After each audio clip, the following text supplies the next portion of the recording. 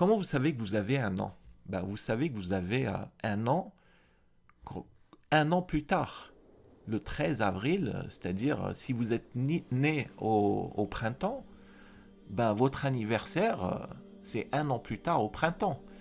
Vous n'allez pas dire que votre anniversaire, ben non, c'est un an plus tard, mais c'est pas au printemps, vous attendez encore plusieurs mois pour que ça soit l'automne. Vous voyez ce que je veux dire? Une année, c'est quand vous avez les 4 saisons.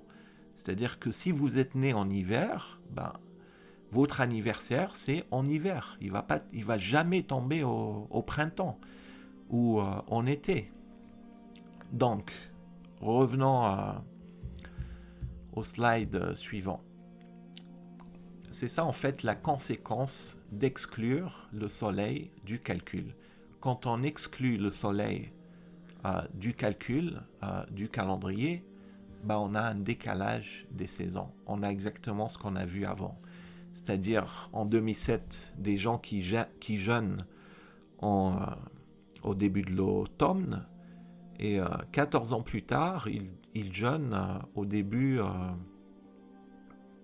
du printemps. Ça décale les saisons. C'est-à-dire c'est un calendrier. Le calendrier islamique, il ne tient pas compte des saisons. Et c'est pour ça que vous aviez cela. C'est-à-dire un mois qui s'appelle printemps 1, qui une fois tombe bien au printemps, ça correspond. Et puis 14 ans plus tard, ça varie, tu vois, ça tombe en automne. Vous avez ce genre de travesti. Alors que Dieu nous a dit qu'il faut utiliser le soleil et la lune. Vous voyez. Donc, deuxième conséquence, on a déplacement des mois que Dieu a rendus sacrés. Parce que Dieu nous a dit que le mois de Ramadan est un mois sacré. Et il n'y a pas juste le mois de Ramadan qui est sacré. Dans le Coran, Dieu nous a dit qu'il y a 4 mois parmi les 12 mois que compose une année qui sont sacrés. Donc, la conséquence d'utiliser un calendrier 100% lunaire, c'est un déplacement des mois que Dieu a rendus sacrés. Et regardez ce que Dieu nous dit dans son verset, Sourate 9, verset 37. Le report d'un mois sacré à un autre est un surcroît de mécréance. Le Coran nous dit que c'est de la mécréance de déplacer des mois sacrés. Qu'est-ce que vous en dites de cela? Vous avez le mois de Ramadan qui tombe au printemps ou qui tombe après 14 ans plus tard, il tombe en automne, après il tombe en été, après il tombe en hiver. Il n'y a pas pire que cela. Il n'y a pas pire que cela. C'est-à-dire, aujourd'hui, les musulmans, ils sont en train de suivre un calendrier qui garantit le déplacement et le report de tous les mois sacrés et de tous les mois que compose une année.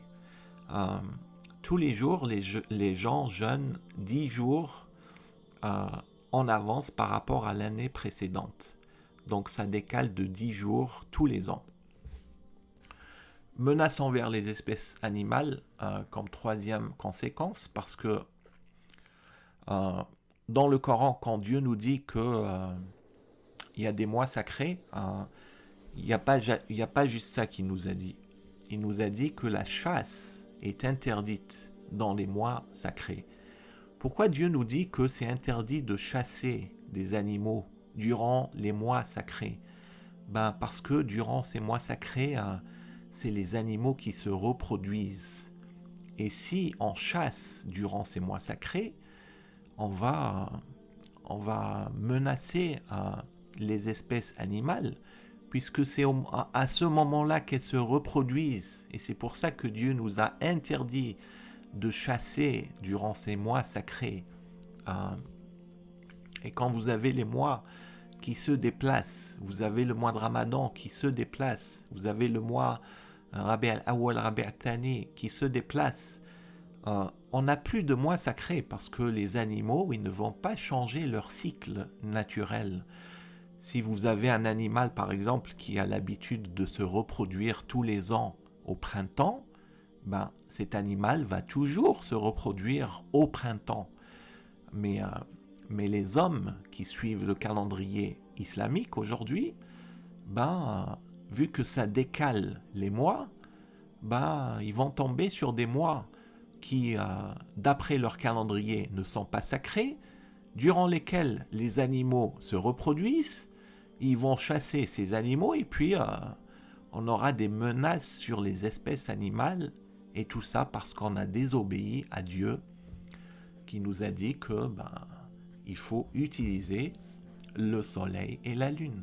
C'est simple comme bonjour. Tu n'as pas le droit d'utiliser que la lune et d'exclure le soleil, puisque c'est le soleil qui te permet de tenir compte des saisons et du calcul des années. Parce qu'une année, tu ne vas pas la calculer avec la lune. Une année, ça se calcule avec le soleil. Parce que quand la Terre fait un tour complet autour du soleil, c'est là que tu sais que une année est passée. Quand tu as les 4 saisons qui se sont écoulées, c'est là que tu sais qu'une année s'est écoulée. Les saisons sont basées en fait sur la position du soleil par rapport à la Terre. C'est ça qui détermine les saisons. Bref, vous m'avez compris. Donc, on va conclure. Conclusion. Conclusion 1. Donc, information du Coran. Qu'est-ce que Dieu nous dit dans le Coran? Il nous dit utiliser le soleil et la lune pour le calcul du temps. Pas juste le soleil, pas juste la lune, le soleil et la lune. Donc, un calendrier lunisolaire. Deuxième point, déplacer un mois sacré, c'est de la mécréance. Dieu nous le dit noir sur blanc. On n'a pas le droit de déplacer des mois sacrés. Et quand vous avez un mois qui passe du printemps à l'été, de l'été à l'hiver, de l'hiver à l'automne, etc., c'est un déplacement. De mois. Monde musulman existant, regardez, ça c'est la situation actuelle.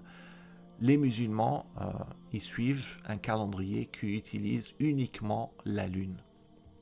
Deuxième point, le mois de Ramadan, il se décale de 10 jours tous les ans. Il est constamment déplacé.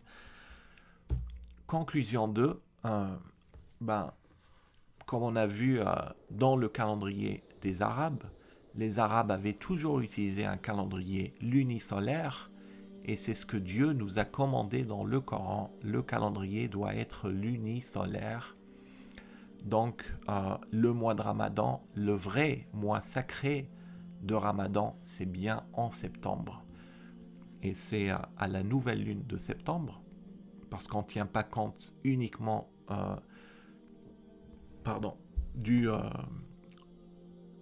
du soleil, mais également des cycles lunaires pour déterminer quand commence le mois de Ramadan.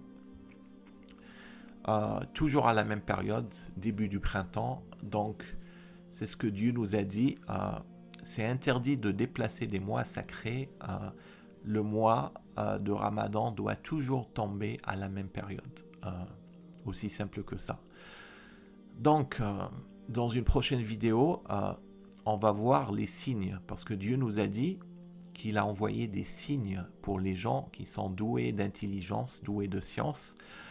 On a ce qui s'appelle l'équinoxe de septembre, qu'on va voir dans une prochaine vidéo, qui va confirmer que le mois de Ramadan, ça tombe bien en septembre.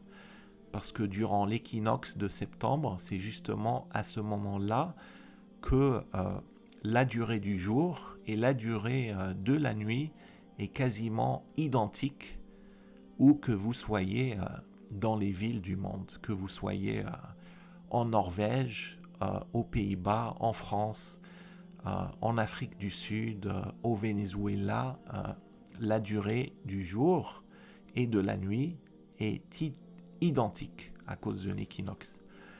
Et puis deuxième point, ça on va le voir aussi dans une prochaine vidéo, durant le mois de Ramadan, on a le jour et la nuit. C'est-à-dire, parce qu'il y a des pays dans le monde, dépendamment des mois, parfois au mois de mars, ils ont le jour pendant plusieurs semaines, que le jour, ou ils ont la nuit pendant plusieurs nuits. Et ça n'arrive pas quand le mois de Ramadan est en septembre. Ça n'arrive pas. Et en fait, dans le Coran, Dieu nous a donné des signes qui nous indiquent que durant le mois de Ramadan, on doit avoir la nuit. On doit avoir la nuit. On ne peut pas avoir uniquement le jour. Exemple, il nous a dit, durant le mois de Ramadan, vos femmes vous sont autorisées. La nuit du mois de Ramadan, vos femmes vous sont autorisées. Donc, bref, je vais conclure pour cette vidéo. On verra pour la suite pour ceci. Merci de m'avoir écouté et puis je vous conseille de faire vos propres recherches et de chercher la vérité et de ne pas suivre aveuglément. Prêtez attention à ce que Dieu nous dit dans le Coran. Wassalamu alaikum.